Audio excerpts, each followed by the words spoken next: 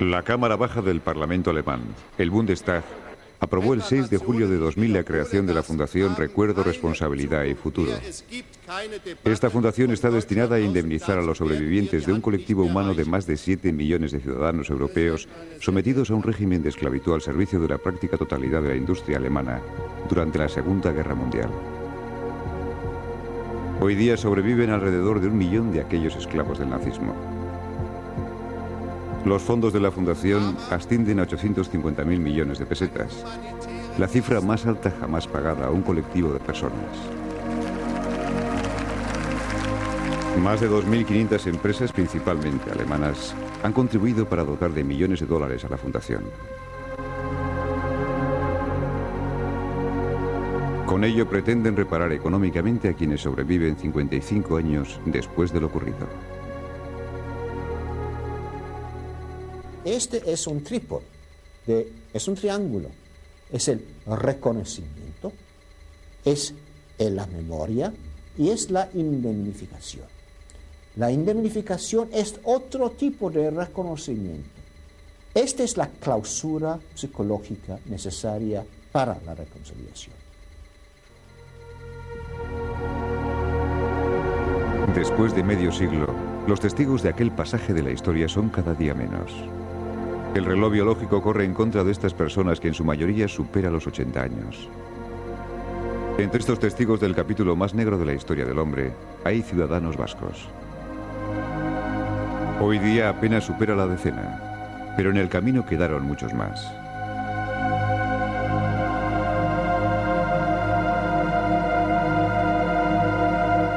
Hacer un cálculo exacto resulta complicado.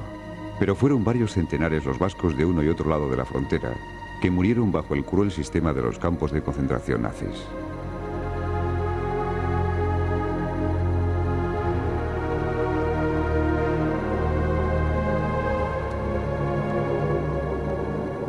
La comunidad judía de Bayona, el éxodo republicano español y el nacionalista vasco, junto a los resistentes franceses, fueron los colectivos más castigados en el ámbito vasco. Todos ellos entraron dentro de la extensa lista de enemigos declarados al fascismo.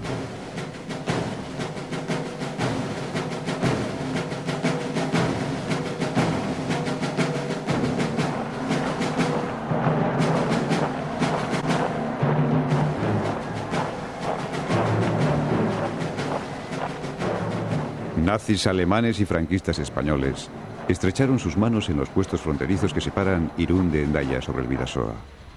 Ocurrió en el mes de junio de 1940, cuando el ejército alemán invadió Francia.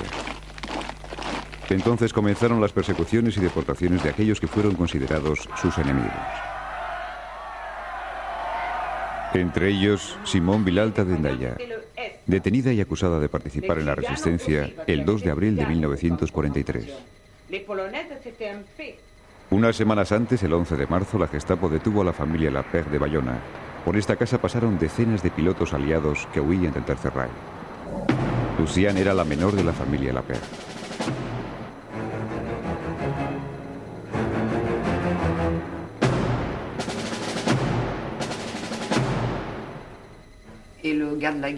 El guarda de la Gestapo le dijo a mi padre: «Está usted acusado de alojar paracaidistas en su casa».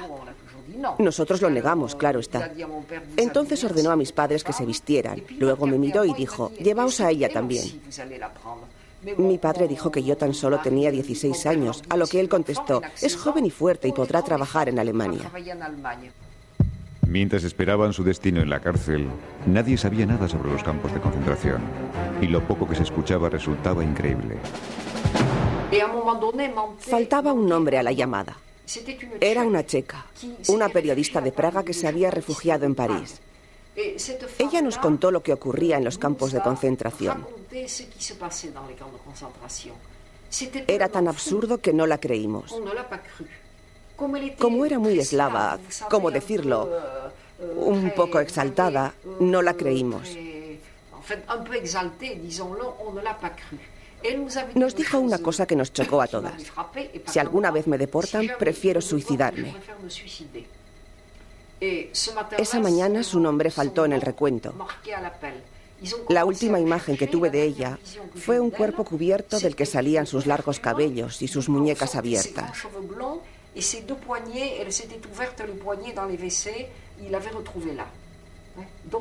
Lo había hecho. ¿Por qué?, me pregunté. Tal vez porque estaba un poco exaltada o porque en realidad era cierto lo que decía. Entonces se me abrieron los ojos. Los nazis no solo persiguieron a sus enemigos directos, también ayudaron a los franquistas españoles a hacer lo propio. Comenzaron en la Guerra Civil Española. La reconstruida maquinaria bélica alemana tuvo en lugares como Guernica un taller para engrasar sus dispositivos más aniquiladores.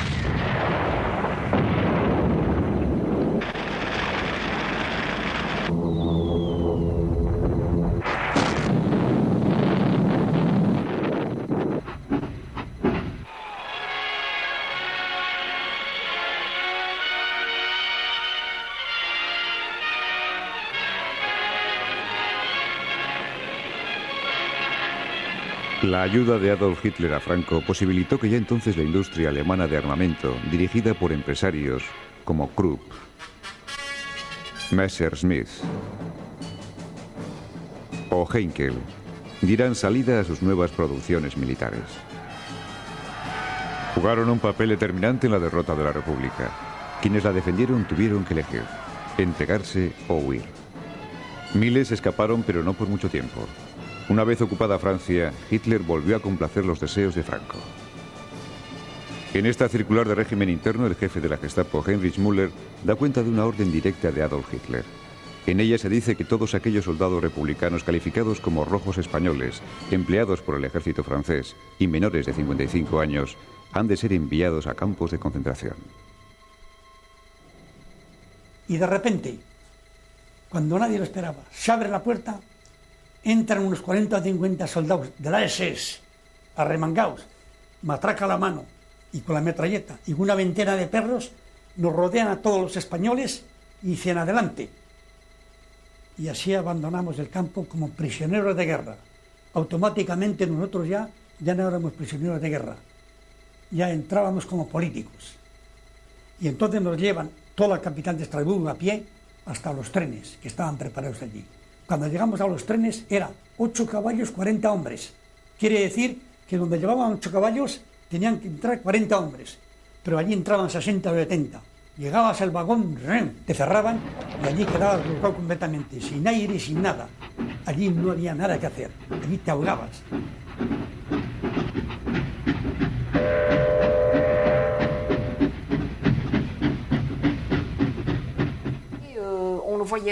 No se veía nada. Estábamos encerradas y nos moríamos de sed. Llevábamos 2 días sin beber. Cuando llovía metíamos las manos en las rendijas y así podíamos lamer el agua negra del techo. Fue muy duro.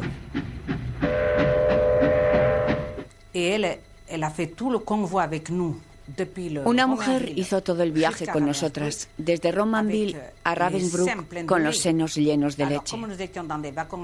Como estábamos encerradas en esos vagones de ganado, decidimos mamar su leche para aliviarle el dolor. Sufrió mucho hasta llegar a Ravensbrück. No sabía el paradero de su recién nacido, que se lo había llevado la Cruz Roja. Nosotras intentamos animarle con nuestro afecto para que pudiera soportar, además de la deportación, la pérdida de su recién nacido.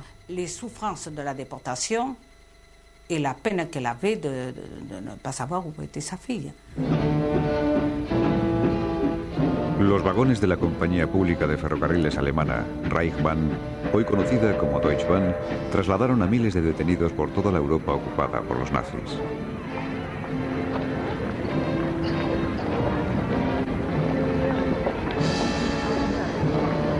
Durante los 5 años que duró la guerra en Europa, los prisioneros vascos fueron desplazados hacia el este. Colonia era una de las escalas principales. Esta ciudad alemana cumplió la función de nudo de comunicaciones terrestres del Tercer Reich. En los vagones originariamente destinados al transporte de ganado, eran llevados cientos de deportados cuyo destino provisional fueron los inmensos pabellones de la Feria de Muestras de Colonia. Allí se recuerda hoy cómo miles de personas pasaron por este lugar. A los deportados les aguardaba alguno de los campos de concentración nazis. Tan solo un puñado de personas pudieron eludir este destino, entre ellas las hermanas Audrey de Estella, apenas unas niñas entonces, evitaron así su internamiento en un campo, aunque en la estación dejaron lo más querido.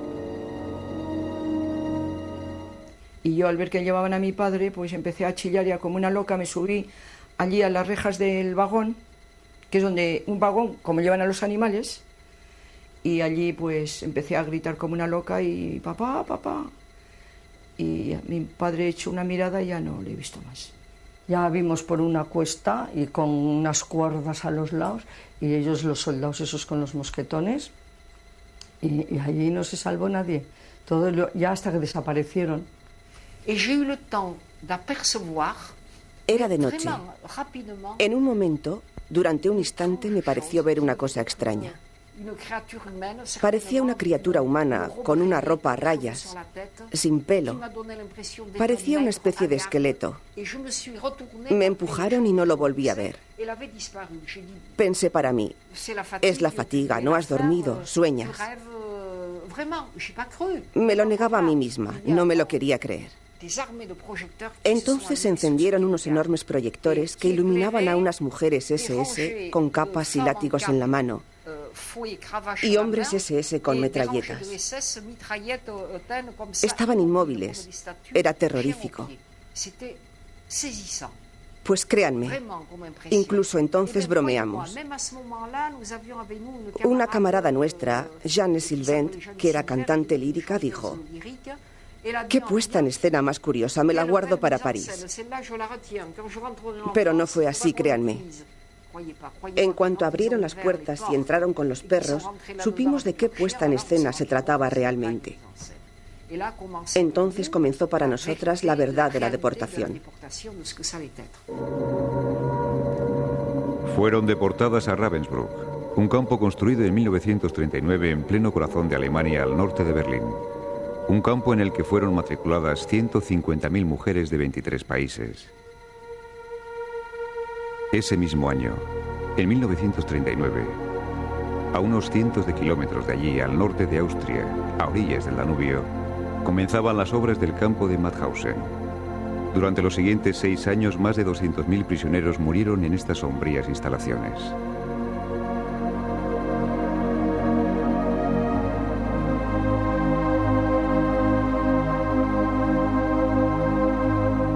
Allí pasó Marcelino Bilbao 5 largos años. El que grita fuerte se le mata. Aquí no tenéis derecho a volverse a ningún alemán, porque se vuelve un alemán preso, no entre de la SS, no, entre presos. Dice, seréis colgados enseguida. Están ustedes en el campo de Ravensbrück. Han entrado en el infierno. No saldrán jamás de aquí. Para ustedes se acabó. Aquí lo dejan todo.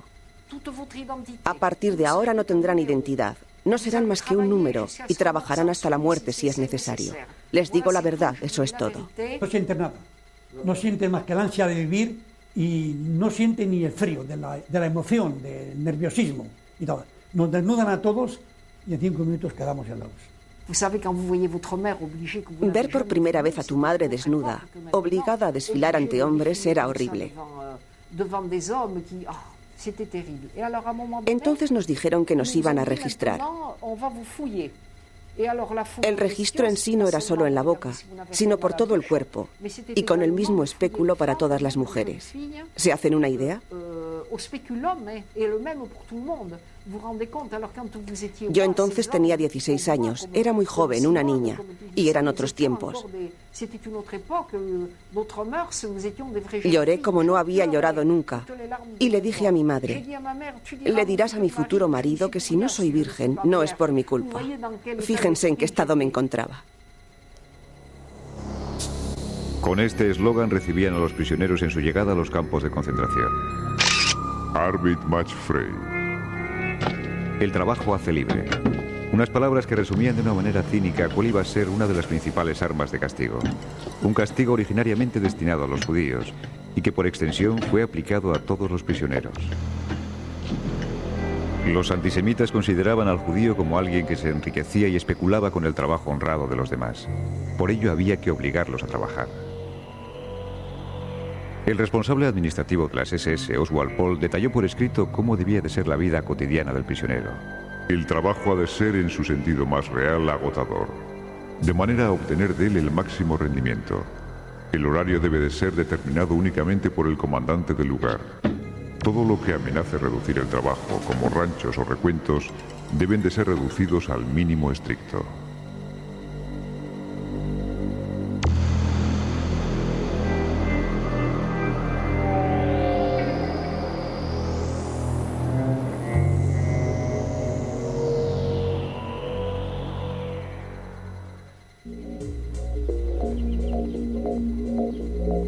Uno de los lugares donde más duramente se aplicó este régimen fue la cantera de Wienergraben, en Mauthausen.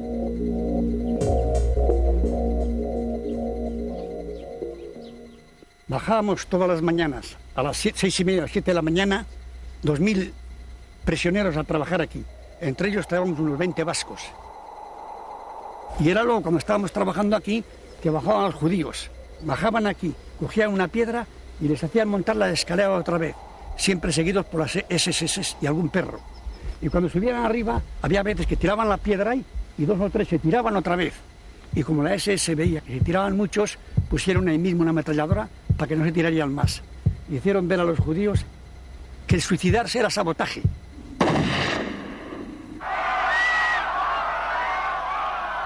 Entre los planes arquitectónicos de Hitler se encontraba la reconstrucción de la capital de su región natal, Linz. El arquitecto encargado, Albert Speer, comentó la dificultad de acometer estas obras debido a la ausencia de mano de obra, a lo que Hitler le respondió: Usted siempre con las mismas cosas. La mano de obra la tiene usted a 2 pasos de Linz, en Mauthausen. Allí tenemos a miles de españoles que pueden trabajar en ello. Y si hacen falta más, los traemos. La reconstrucción de Linz, la renovación de las carreteras austriacas e incluso la lápida con la que se enterró a la madre de Hitler fueron realizadas por españoles en esta cantera. Aquí murieron decenas de prisioneros vascos, esclavos anónimos de cuyo sufrimiento tan solo pueden dar testimonio los pocos que sobrevivieron. Fue el caso de Vicente Lejalde, compañero de Marcelino Bilbao. Una semana más tarde le vi bajar a la cantera. Aquel hombre, aquel no era hombre, aquel era una piltrafa, y marchaba así de pies, y cuando iban pegándole, porque a los que eran grandes, los cabos alemanes, que estaban de rabia porque eran pequeños, eran los que más pegaban, así, iban pegándole y marchaba así como un sonámbulo, y decía: ¡Jalde, pero corre! Dice: pero no veis que no puedo. Y le iban pegando palos y así tenían que ir trabajando a la cantera. Y 4 meses después, unos 3 meses después, que todavía duraba, a muchas veces le he dicho: ese hombre sufrió más que Jesucristo. Y mucha gente, claro, que es católico, mira, pero nada es por ofender a nadie ni nada. Dije: más que Jesucristo. Porque aquel 3 o 4 meses que duró, aquello fue terrible con aquellos pies. La cara la tenía, los ojos, que no se veían los ojos, no había carne así. Estaba todo completamente de huesos. No pesaba ni 45 kilos, un hombre de 105. Y dice: pues mira, Bilbao, ahí me quedan pocas. Lo único que te pido es que si vuelves a casa, aquel no decía Bilbao, aquel decía el Bocho, porque para nosotros los bilbaínos era el Bocho. Cuando vuelvas al Bocho le dirás a mis padres cómo y de qué manera yo he muerto, sin doblar la espalda delante de Franco. Los beneficios que generaba la cantera y el resto de centros de producción al cargo de las SS iban a sus arcas privadas y en menor medida a las públicas. La muerte por extenuación de los trabajadores poco importaba, ya que cientos de deportados llegaban a diario a los campos.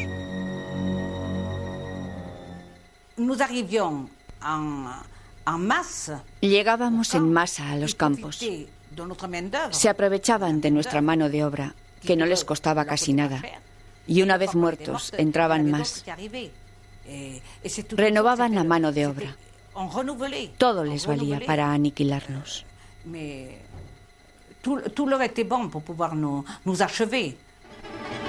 Los principales campos anexos a Ravensbrück pertenecían a la industria militar. Simón y Lucien construyeron en el lago Walbau y en Neubrandenburg las instalaciones donde se elaboraron elementos técnicos para el sistema de navegación de los misiles V1 y V2 utilizados por los nazis para bombardear Londres en los últimos años de la guerra.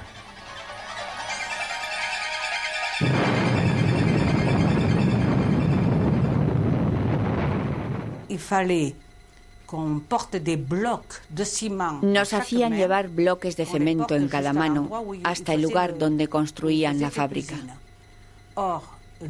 Cuando estábamos cansadas, nos escapábamos al váter, por llamarle de alguna forma, porque se trataba de una gran fosa donde hacíamos nuestras necesidades. En una ocasión, cuando las alemanas se dieron cuenta de que faltaba gente en el trabajo, las capos alemanas vinieron a la fosa, la rodearon y allí soltaron a los perros. Muchas quedaron allí.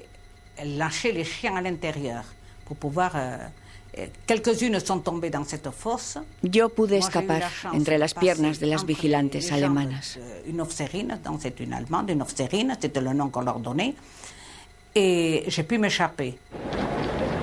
Los beneficios de las SS aumentaron con la venta de la mano de obra a la industria privada. Este informe refleja las ganancias que obtuvieron de ella. Durante 1942, más de 13 millones de Reichsmarks, la moneda en curso durante la época de Hitler y que equivaldría en la actualidad a 2.600 millones de pesetas. 2 años más tarde, en 1944, las empresas privadas llegaron a pagar a cambio de esclavos a las SS 50 millones de Reichsmarks al mes. La invasión nazi no fue solo militar. Las grandes firmas también se expandieron por toda la Europa ocupada. Incluso la pequeña y mediana empresa necesitó de aquella mano de obra barata, ya que los obreros alemanes estaban en el frente. La extensión de este sistema productivo llegó al comercio e incluso al servicio doméstico, donde prisioneras tuvieron que hacer la limpieza en los hogares de algunas familias.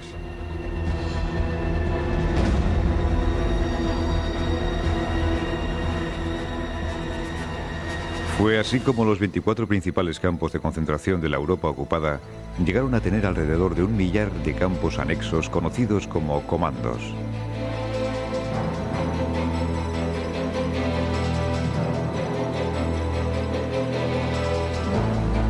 En ellos se desarrolló la explotación de millones de prisioneros y trabajadores forzados desplazados obligatoriamente.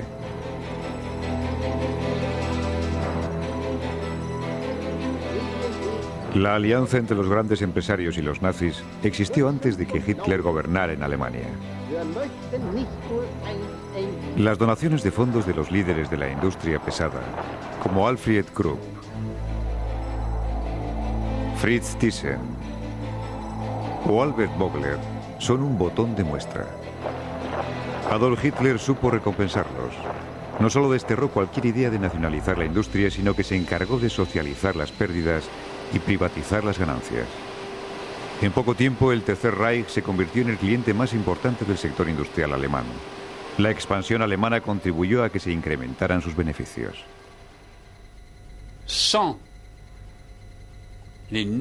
Sin las necesidades del expansionismo industrial, el nazismo no tenía ninguna razón de ser.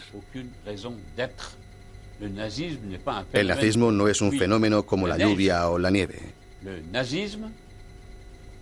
El nazismo fue llevado al poder, financiado y tolerado. Y aunque quienes lo hicieron no se imaginaron hasta dónde llegaría el nazismo en el horror y la aberración, los acompañaron hasta el final. Fue Krupp quien dijo en el juicio de Nuremberg: a caballo regalado no le mires el diente. Pero ese caballo devoró millones de hombres, mujeres y niños que no cometieron otro crimen que el pertenecer a razas consideradas inferiores por los nazis. El nazismo no fue cualquier caballo, ni el señor Krupp un jinete cualquiera. El parisino Charles Palant estuvo deportado en Auschwitz. Su destino fueron las instalaciones de la Buna Monowitz, una inmensa fábrica de la IG Farben que producía gasolina y cauchos sintéticos. La IG Farben era el emporio químico más importante del mundo en ese momento. De ser una de las firmas más distinguidas e internacionalmente respetadas, pasó a colaborar con el régimen nazi. Todo su saber científico, en el que se incluía la participación de varios premios Nobel, estuvo a la entera disposición de Hitler.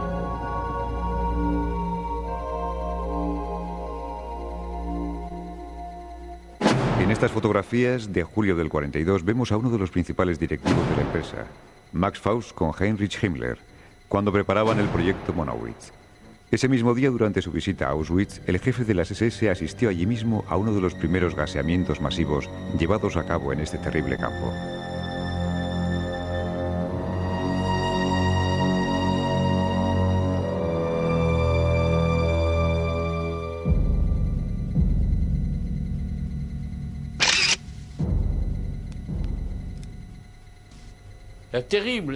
La terrible incertidumbre que día a día se convirtió en la realidad de lo que ocurrió con nuestras madres, hermanos, mujeres e hijos era inimaginable en los primeros días. Hasta que tuvimos que ceder ante la evidencia de que el milagro de nuestra supervivencia fue únicamente que éramos jóvenes y que podíamos trabajar. Y que el resto desapareció en las cámaras de gas y en las llamas de los crematorios.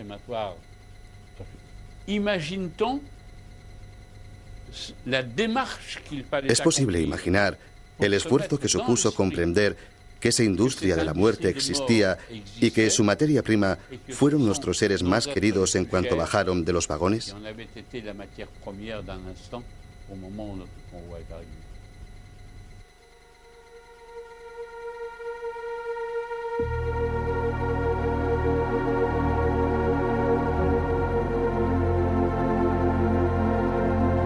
De los 250 franceses que fueron deportados en su grupo, 185 fueron gaseados nada más llegar a Auschwitz.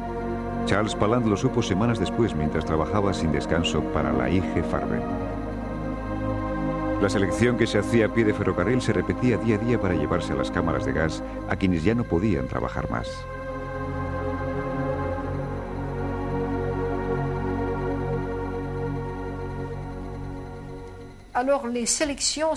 Las selecciones se hacían cuando las SS, los capos, detectaban a mujeres que tenían los pies hinchados.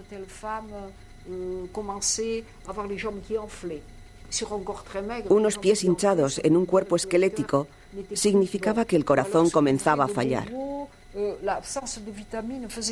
Otras mujeres tenían llagas de pus en las piernas debido a la falta de vitaminas. Eso también significaba que ya no valían para trabajar. O las mujeres que habían perdido la cabeza y se arrastraban buscando mondaduras o cualquier cosa que llevarse a la boca. Todas ellas eran separadas en el recuento de la mañana para ser gaseadas. Fue la propia IG Farben la que produjo el gas Ciclón B con el que se llevaban a cabo los gaseamientos.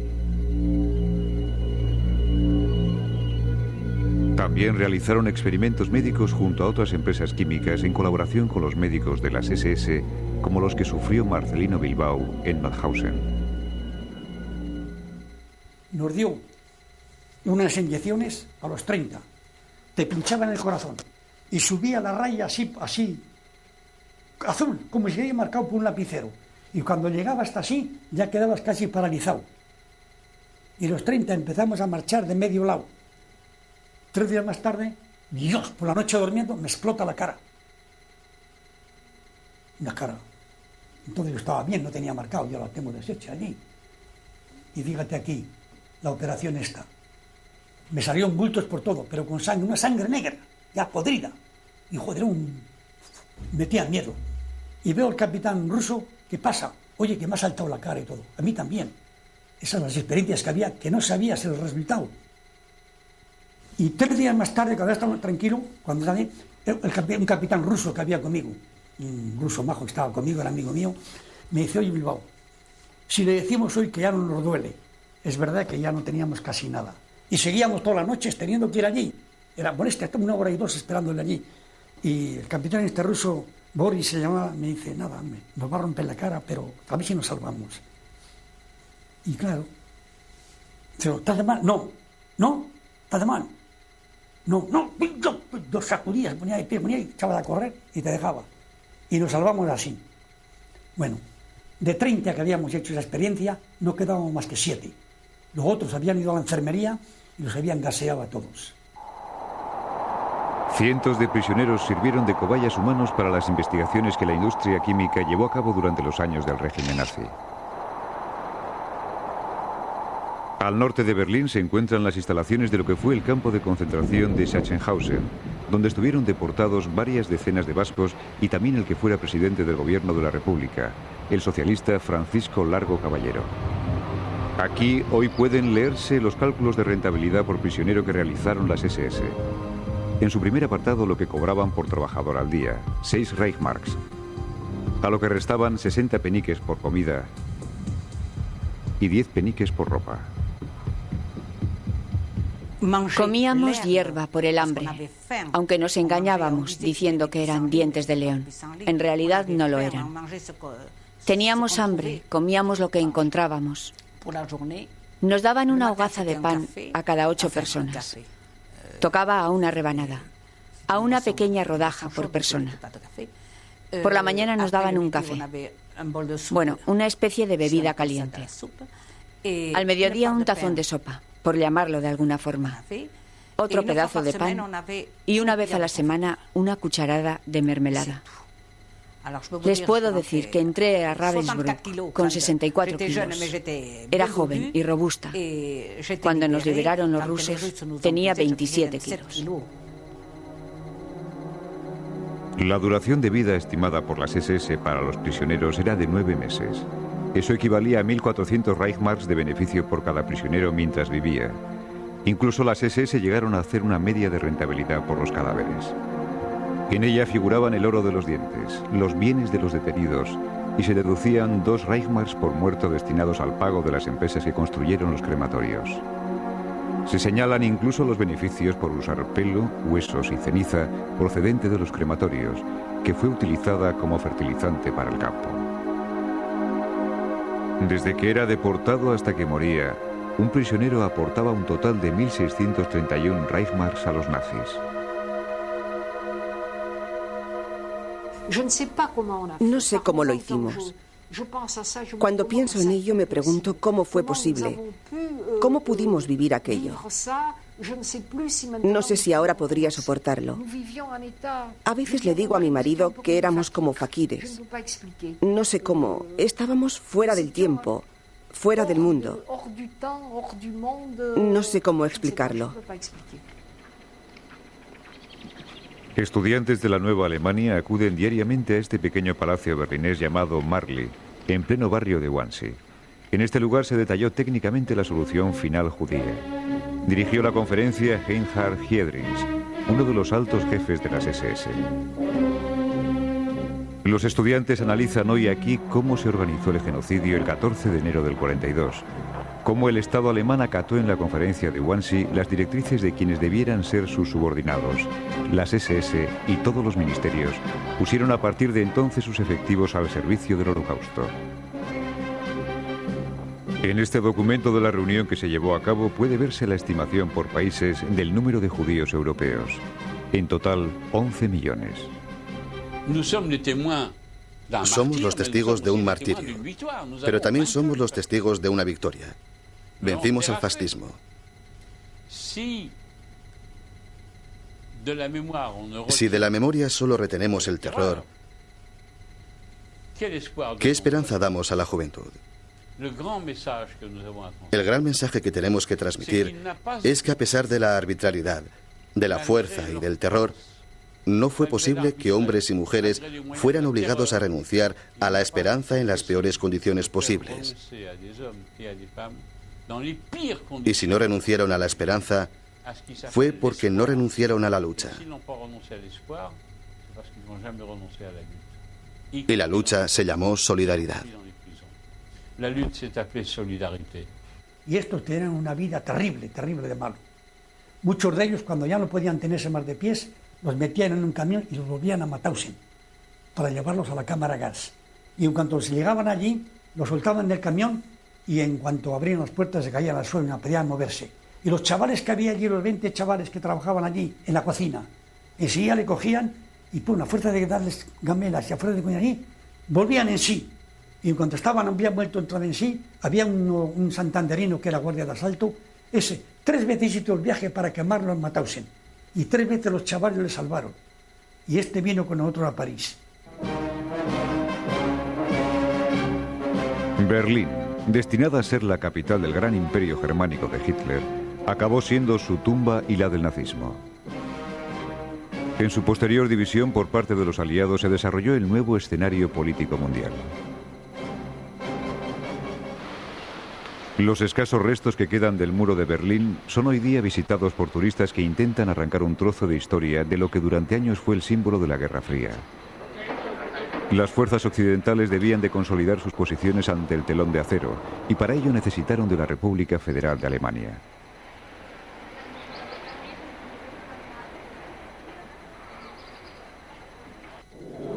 En el gran proceso de Nuremberg fueron juzgados, además de los cargos supervivientes del régimen nazi, algunos de los responsables industriales.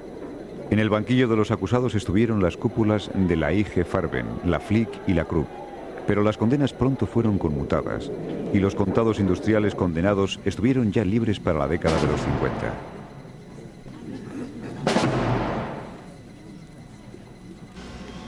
Todas las empresas que hacía menos de 10 años habían utilizado a millones de trabajadores forzados recuperaron su posición de liderazgo en la élite industrial mundial y protagonizaron lo que posteriormente se denominó milagro económico alemán. Medio siglo después van a reparar económicamente a quienes aún sobreviven. Cabe preguntarse por qué se aprueban ahora estas indemnizaciones y qué ha ocurrido durante todo este tiempo. Se lo preguntamos al representante de la patronal alemana en la materia, Wolfgang Gibowski.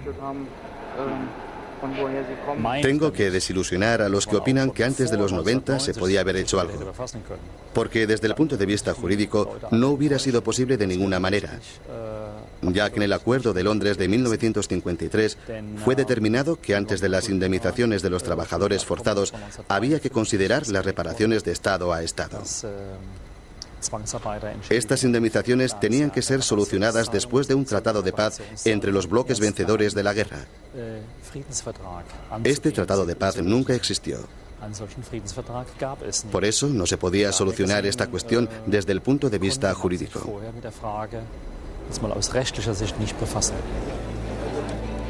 La Guerra Fría fue el motivo por el que en los acuerdos de deudas de Londres de 1953 figurara el artículo 5, que advertía que las reclamaciones de ciudadanos contra el gobierno alemán o contra empresas o particulares que representaran a esas empresas fuesen retrasadas hasta la liquidación final. Con este artículo, las fuerzas aliadas occidentales daban prioridad a los pagos a los estados e imposibilitaban las demandas particulares. Entre estas demandas están las de millones de ciudadanos del este que veían así paralizadas sus reclamaciones mientras no hubiera un escenario de paz. Hasta el fin de la Guerra Fría, las reclamaciones particulares no tenían cabida.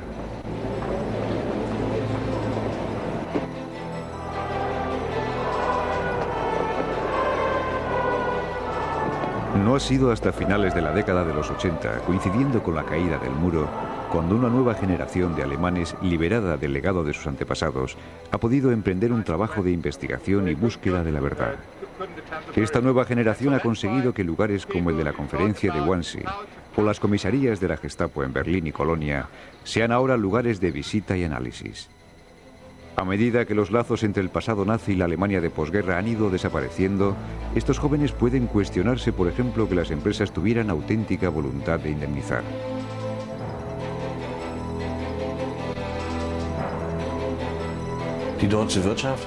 La economía alemana fue sorprendida por las querellas, ya que nunca se ha sentido responsable de su pasado ni ha hecho nada al respecto. Ha tenido que ser obligada a enfrentarse a su pasado y lo ha hecho contra su voluntad. Los supervivientes tuvieron que luchar por cada pago de indemnización y muchas veces tuvieron que luchar por ello con la presión de terceros países. Y siempre tardaron 2 o 3 años en conseguirlo. Y eso siempre ha necesitado la movilización de fuerzas en otros países, sobre todo mediante la presión jurídica para lograr que los responsables paguen. Lothar Evers pertenece a una asociación pública alemana de asesoramiento para casos como los de los trabajadores forzados. Su equipo de trabajo ha luchado durante años para que las demandas avanzasen. No fue hasta el año 96 cuando las cosas dieron un cambio. Una sentencia de la Corte Suprema alemana invalidaba el acuerdo de deudas de Londres y abría el camino a las demandas. Fue en marzo de 1998 cuando prosperó la primera demanda. La llevó a cabo una ciudadana ucraniana, Elsa Ivanova, y no precisamente contra una empresa alemana. Tanto los tribunales estadounidenses como los alemanes aceptaron sendos pleitos contra la empresa automovilística Ford en Dearborn y su filial en Colonia.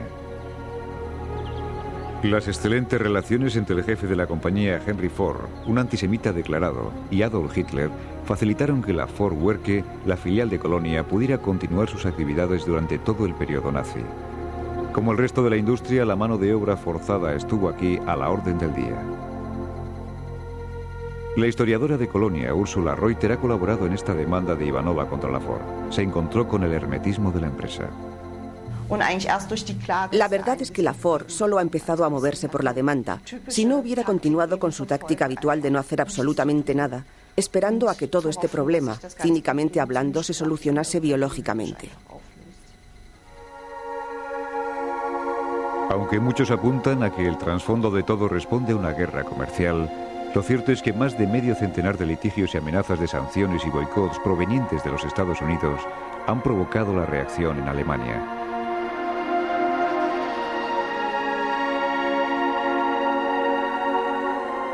Tras el caso Ford, las demandas han continuado en un efecto dominó que ha disparado las alarmas de las instituciones económicas y políticas alemanas. La verdad es que en este tema, el de la indemnización por trabajos forzados por el nacionalsocialismo, el negocio y la moral caminan juntos. Hay 16 empresas que propiciaron la fundación. Para todas ellas, el espacio económico de los Estados Unidos tiene una especial importancia. Se han visto enfrentadas a 55 querellas económicamente muy peligrosas y amenazas de boicot. Por supuesto que esta iniciativa de la economía alemana tiene también como objetivo evitar los problemas jurídicos y las desventajas económicas en el mercado estadounidense.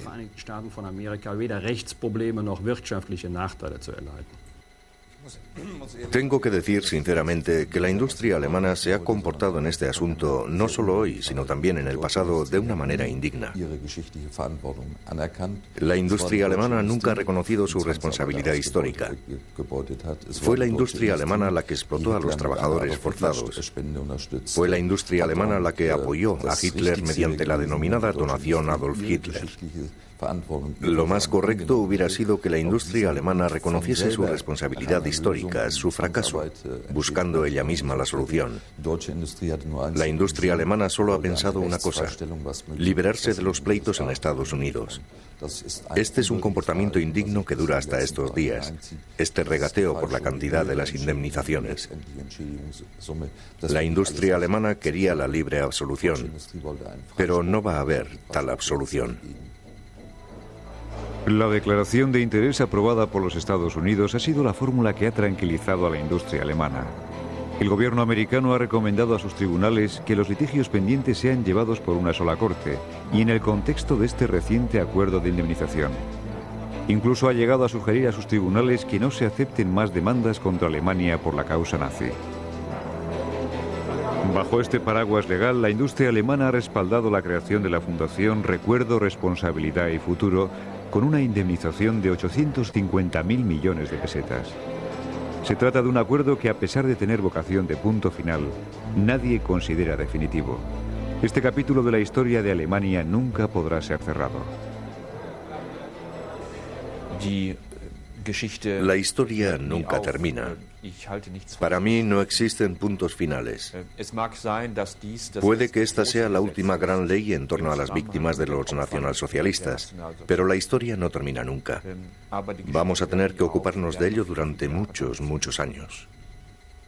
Si, por ejemplo, 2 o 3 meses después de la firma, nosotros, el Centro Simón Wiesenthal, caemos sobre un bulto de documentos que muestra que este acuerdo no tiene vigencia porque no responde a ciertos casos.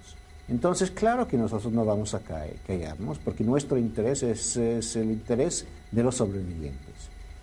Ahora, tenemos otro imperativo aquí, y este es el reloj biológico de los sobrevivientes. Y nuestra meta es aliviar sus últimos meses o años, ojalá que sean años. Y entonces es un balance, es un equilibrio un poco delicado entre nuestro deseo para la justicia total y para la justicia inmediata.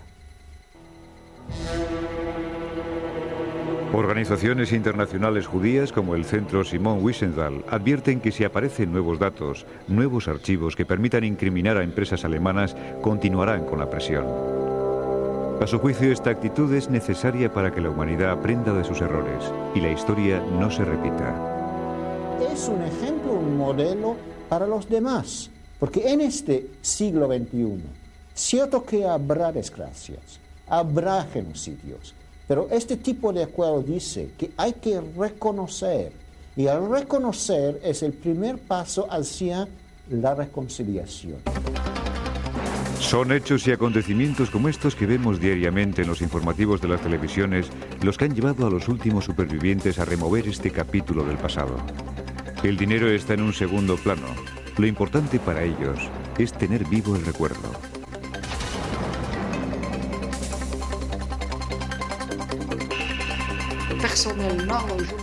Personalmente, no me veo asalariada por un trabajo que odié con todas mis fuerzas y que saboteé cuanto pude.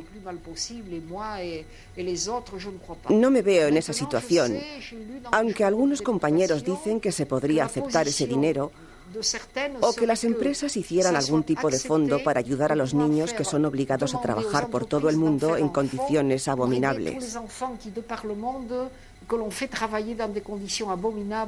Que el dinero se destine a ellos. Nosotros hemos sido abandonados por todos. Por nosotros no nos ha hecho nadie nada. 5 años allí encerrado. Y además, si sería, te darían de comer y todo allí. Pero estar como un esclavo, hay quien dice muchas veces aquí, hay un tío que ha estado en la cárcel 6 meses. Y ahora han visto que no ha sido él que ha hecho eso. Joder, pues le dan un montón de dinero.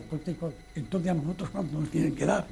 Nosotros ya hemos dicho que eso es dinero de la sangre de mi padre, que no, yo al menos, gracias a Dios, y como dice mi hermana la de Estella, nos ha hecho falta antes nos ha hecho mucha falta todo, pero ahora ya no. Esto constituye el mayor crimen contra la humanidad de toda la historia.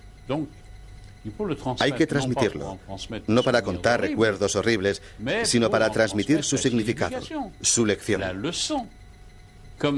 Como escribió Primo Levi, ocurrió, luego puede ocurrir otra vez. No hay otra protección que el conocimiento del fenómeno.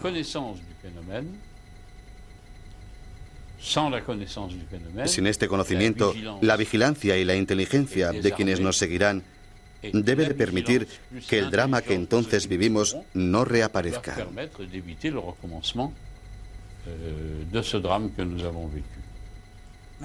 Olvidar no olvidaré jamás.